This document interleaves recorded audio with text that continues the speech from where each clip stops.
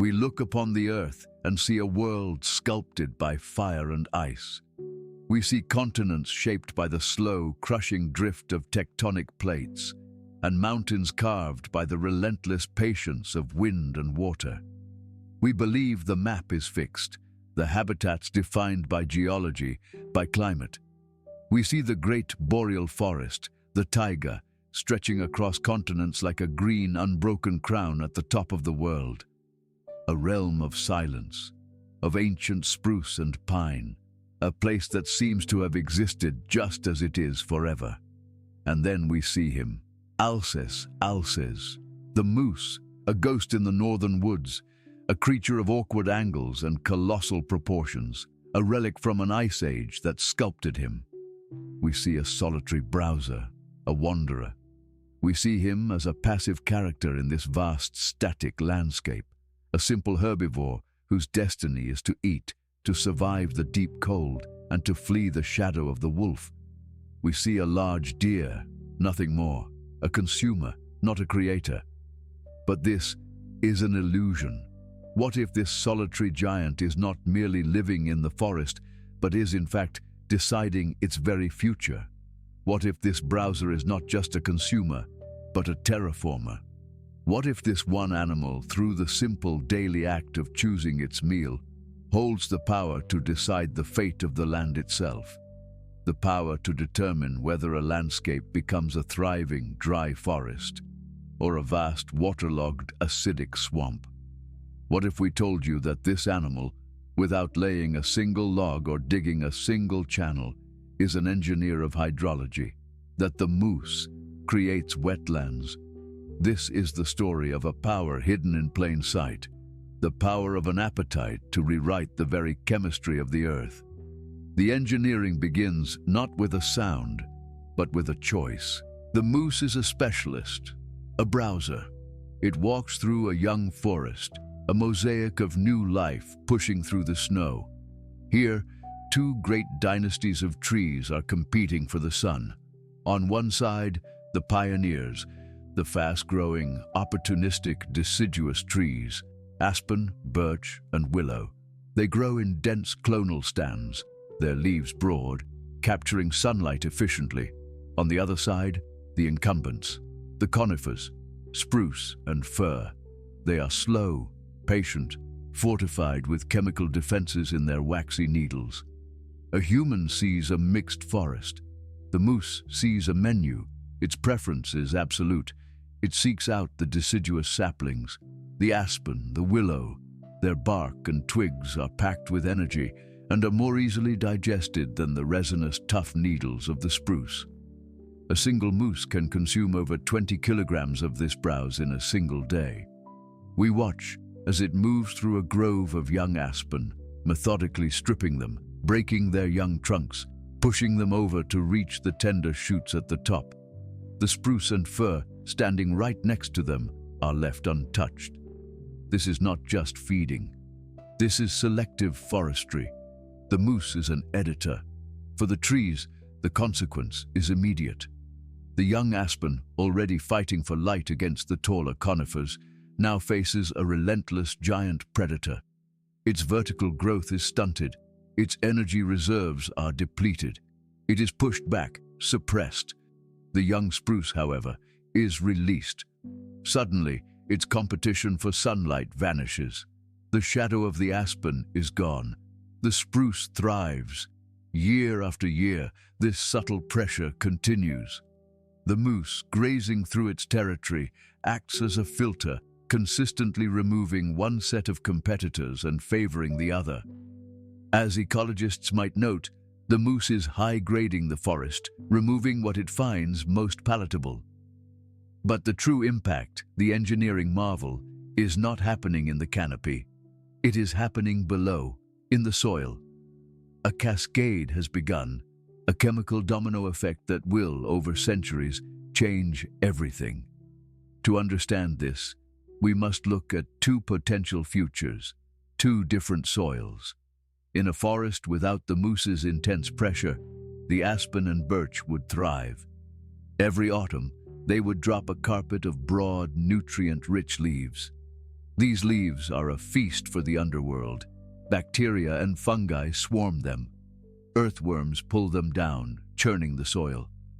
Decomposition is fast. The leaves break down into a dark, rich, fertile layer of mull humus. This soil is warm, well aerated, and cycles nutrients rapidly. Water percolates through it easily. It is the foundation of a dynamic, dry forest. But in the forest sculpted by the moose, a different story unfolds.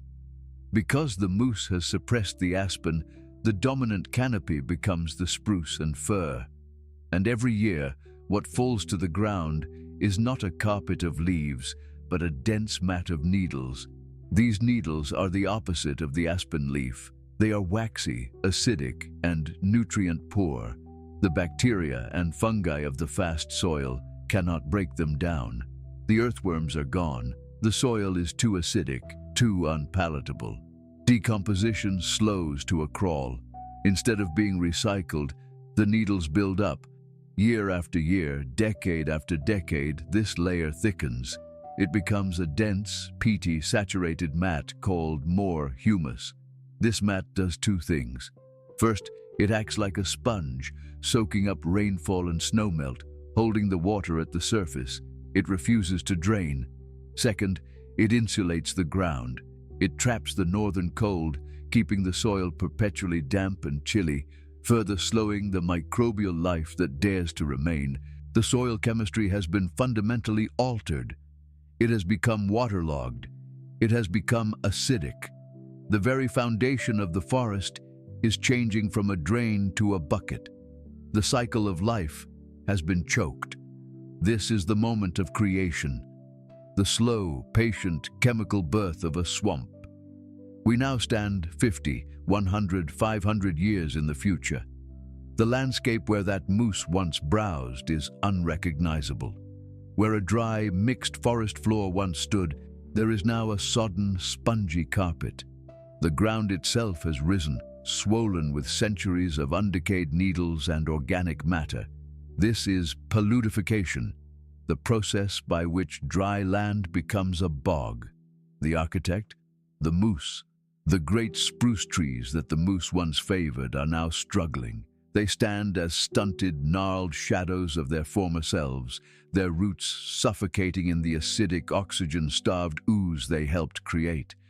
They are, in a strange twist of fate, victims of their own success, a success granted to them by the moose. But where the trees have failed, a new power has risen. Sphagnum moss, the great bog builder.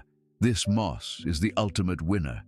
It thrives in the acidic, waterlogged conditions, and its presence reinforces the change. Sphagnum actively acidifies the water around it, driving out any remaining competitors. As the old moss dies, new moss grows on top, building the peat layer higher and higher, locking away millennia of carbon. The moose has, through its selective appetite, flipped a switch. It has shifted the ecosystem from a fast woodland, dominated by recycling and fire, to a slow wetland, dominated by preservation and water. The list of winners and losers is a complete reordering of life. The losers are the aspen and birch, now locally gone. The earthworms, vanished. The species of birds that nested in the deciduous canopy, the mammals that fed on the rich forest floor. They have moved on, or they have perished. The winners are a new specialized community. The sphagnum, of course. Acid-loving plants like Labrador tea, cranberry and cloudberry. A universe of new insects now exists. Dragonflies and damselflies, which use the permanent pools of acidic water to breed. Amphibians find refuge in the damp moss. This new world is just as complex, just as alive, as the one it replaced. It is simply different, created, engineered. And the moose, he is still here. His engineering power, in fact, has now doubled. He has become a nutrient vector. He now wades into the very bogs he helped create. He plunges his head beneath the dark water to feast on aquatic plants, which are rich in sodium and other minerals, nutrients that are scarce in the terrestrial forest. After feeding, he moves to the islands of drier, forested land that remain. And there, he ruminates, he rests, and he deposits his waste. His feces and urine are a massive pulse of nitrogen, phosphorus, and sodium transferred from the water to the land. In this new nutrient-starved world of acidic peat, these droppings are like bombs of fertility. They create hotspots, oases of richness where plants can suddenly thrive, where decomposition can, for a moment, speed up.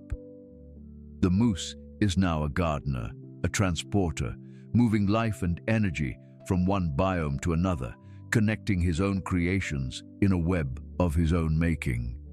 Now, imagine the counterfactual, a landscape where the moose is absent, perhaps a valley where a robust wolf pack keeps the moose population in check, forcing them to move constantly, unable to browse any single area so intensely. Here, the aspen groves flourish. They become vast, shimmering stands, their leaves turning to gold in the autumn. The soil beneath them is dark, fast, and rich. This world is not defined by water, but by fire. The dry leaves and grasses create fuel. When lightning strikes, fire sweeps through, clearing the old growth, and the aspen, whose life is in its root system, sends up thousands of new shoots in response. It is a world of rapid death and rapid rebirth. The moose, then, is a gatekeeper, a crossroads. His presence, his appetite, is the deciding vote between two completely different ecological destinies: a world of fire or a world of water, a world that burns and is reborn, or a world that soaks, preserves, and builds. We are left to look upon this colossal, solitary creature with a new understanding. This is not a simple herbivore. This is a force of nature, wielding a power far more subtle and perhaps more profound than the dam building of the beaver. The beaver is an obvious architect. His work is structural. The moose is an insidious one. His work is chemical. The beaver changes the landscape in a season. The moose changes it over a millennium. It forces us to ask, what is engineering? What is intelligence? The moose has no conscious plan. It does not intend to create a swamp. It is simply hungry. It is following a biological imperative, a preference for one food over another, refined by millions of years of evolution. And yet, the consequence of that simple choice is a change on a geological scale. It is the profound, planet-shaping power of a keystone appetite. It teaches us that the world we see is not a static backdrop. It is a dynamic process, a constant negotiation between the eaters and the eaten. It shows us that the most powerful forces are not always the loudest, not always the volcanoes or the earthquakes. Sometimes the greatest force is a quiet, persistent pressure.